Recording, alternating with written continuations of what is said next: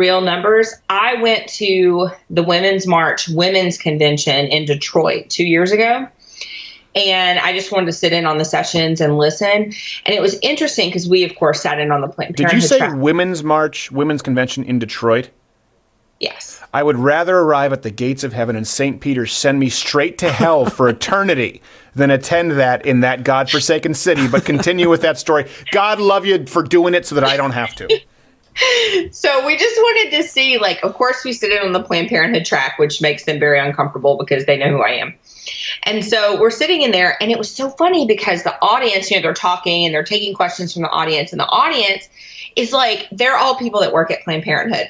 So they're all standing up saying, can we please stop saying that only 3% of our services are abortion? We all know that's a lie, and that's only creating additional abortion stigma. If abortion's not wrong, why do we keep saying it's only 3% as if it's a bad thing if it was 100%? Right. And I was like, yes, that's exactly right. So at one point in time, they had these questions and answers. So I decided I need to go up and ask a question. I'm surprised they don't just have your picture, your portrait on a wall there. So the fact that you got up to the microphone is impressive. So I want to hear what's next. I'm at the edge of my seat. Yeah, so they were trying to cut me off. They were trying to end the session before I could say something. But I'm like, excuse me. So I start talking, and one of the girls that worked there at an abortion clinic had said, I cry with my patients. I know how difficult this is for them. She admitted to having like 6 abortions and all this. And so I get up to the mic and I'm like, listen, I said, I'm a woman who has had 2 abortions. And I said, and even though I'm regretful of those decisions now, I was not regretful at the time. And I said, so aren't you just escalating abortion stigma by saying you're crying with your patients? Why are you crying? Mm-hmm. It's not a baby. So what are you crying about? Like, what's the deal? And they were all just like, we should probably wrap up now. But the audience, who didn't know who I was like, answer the question.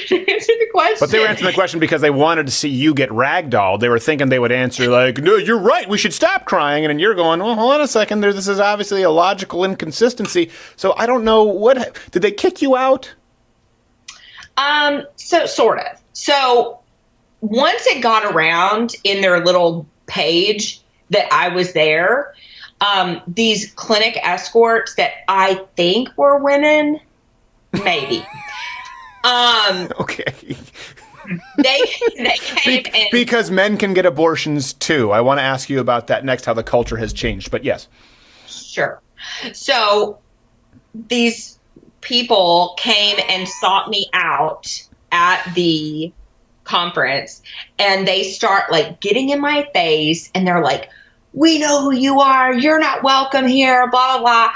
And so honestly, like, I'm not a small gal or anything, but these people were like 3 times my size. Yeah, and men. So I was like, basically. So I was like, I should probably leave. So it was at the end of the day anyway. So we'd made it like through the whole day. But once they started, but what was interesting was that once it started going around on their app that I was there, a lot of people that were there were like, why is it a problem that she's here? So what? She's pro-life. Like, she's a woman. She probably cares about some of these other issues. Right. Why are y'all giving her a hard time? So it was really sort of like a clash, even among the people who were there.